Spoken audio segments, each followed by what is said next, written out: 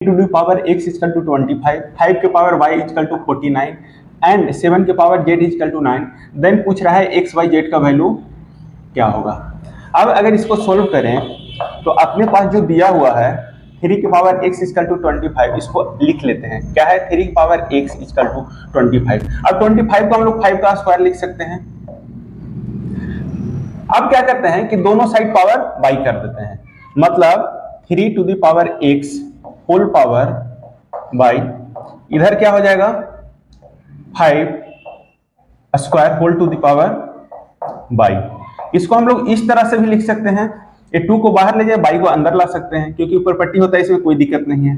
5 to the power by का whole square, क्योंकि हम लोग जानते हैं अगर अपने पास रहे a के power m whole power n तो इसको हम लोग ऐसे लिख सकते हैं a के power n whole power m।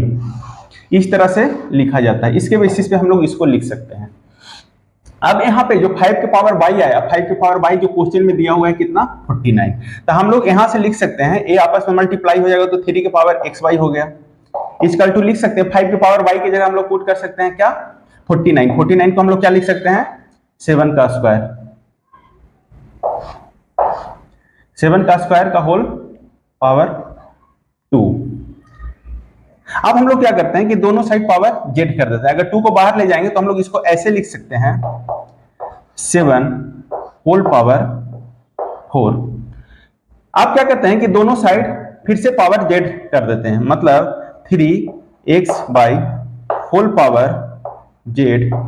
यहां से देखें तो क्या हो जाएगा 7 पावर 4 होल पावर z। इस पावर को एक्सचेंज कर सकते हैं, मतलब इसको ऐसे लिख सकते हैं 7 पावर z होल पावर 4।